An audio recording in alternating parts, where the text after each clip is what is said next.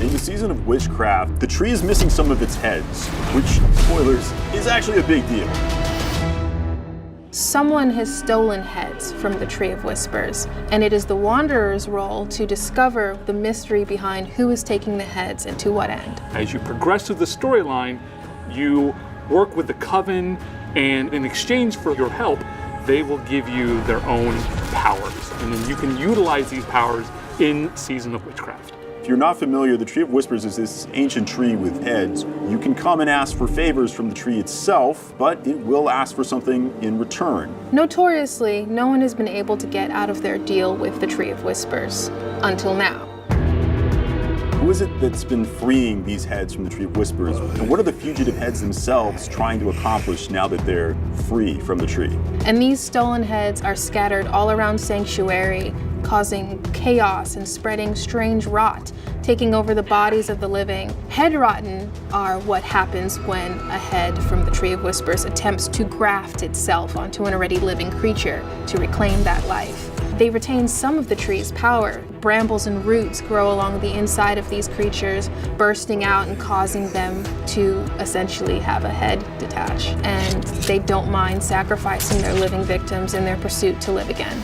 During the course of the season of Witchcraft, you're going to work with different witches to help solve the mystery of the missing heads. The witches of Hawazar are a coven of witches and chose to serve the Tree of Whispers in exchange for its power. At this point, hatred is spreading all throughout Sanctuary, and for the first time, it's managed to launch an attack at the Tree of Whispers, and though the tree is still standing, it's definitely worse for wear. And the witches that are bound to the tree have to set things right. Investigate, hunt down these heads, and through gathering strength in their witch powers to deal with the encroaching threat, they will be able to uncover what the mystery is. In exchange for your help, the witches are offering you their witch powers. And this season, you're going to be able to tap into 3 major categories of witchcraft power. Una has eldritch powers, which are tied to the cycle of life and death. Eldritch powers are the witch's form of dealing damage directly to enemies in the form of fire damage, burning damage, shadow damage. Galena has power over psyche, which is illusion and seeing the unseen. Powers of the mind, will, and soul, and they're the ones that protect you in battle.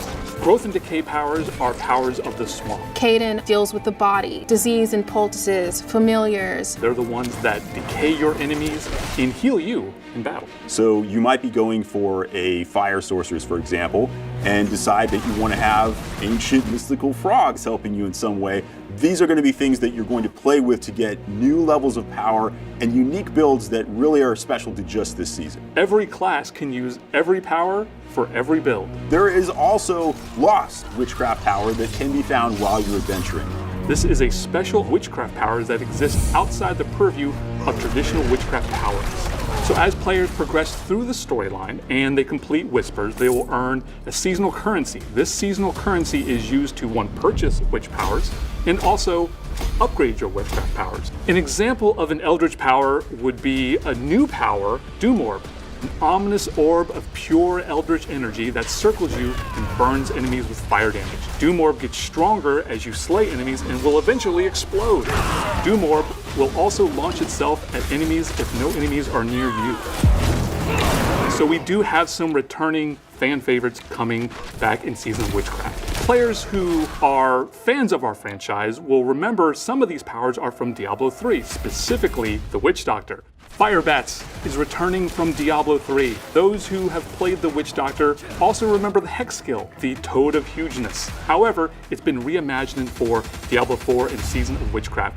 This is the Poison Frog Servant. I just think it's adorable, and I want to have a murderous pet frog follow me through Sanctuary.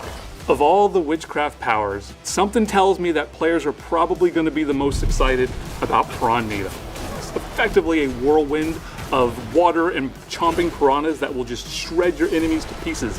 And yes, it does pull enemies towards it. So players will be unlocking and upgrading their various witchcraft powers through performing headhunts. You're going to see that there's an area in the world where the Tree of Whispers has detected fugitive heads. The Headrotten are there. You need to go hunt them down. When they interact with other monsters in the world of Best case scenario, they horrifically corrupt that monster to become a new headless form of itself.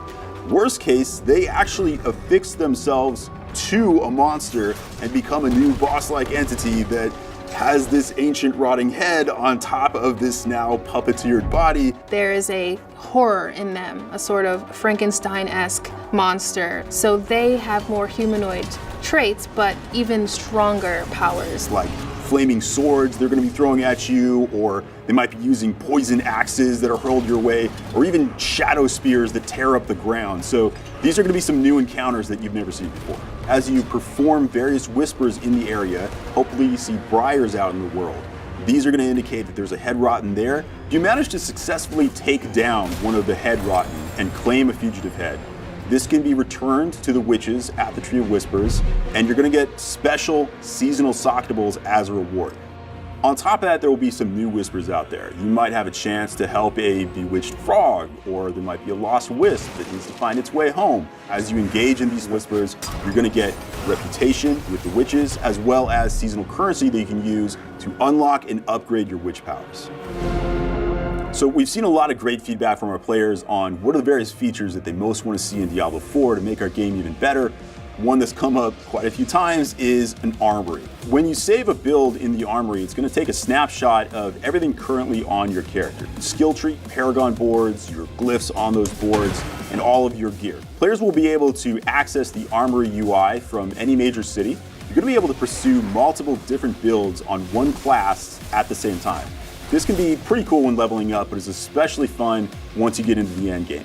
At that point, whenever you find a cool item that, oh man, this is really strong, but not for the build I'm running right now, oh, but you can still use it. You can still save out separate sets and try to pursue getting really powerful setups of very different versions of your class at the same time. I am excited of what it could feel like to constantly be swapping between these different builds and seeing which one is the most powerful. I'm excited for people to just immerse themselves in the season. Me personally, I'm very likely going to be running a companion druid build with the grow power to have a giant werewolf army. Hell yes. We have a quest line that is different and emotionally gut-wrenching. New witch powers, fugitive heads, new whispers. Really interesting bosses that have unique attack patterns. Uniques, legendaries, and new runes for Vessel of Hatred players. There's a lot to try out here, some builds that have never been present before. I'm excited to see what players do with it.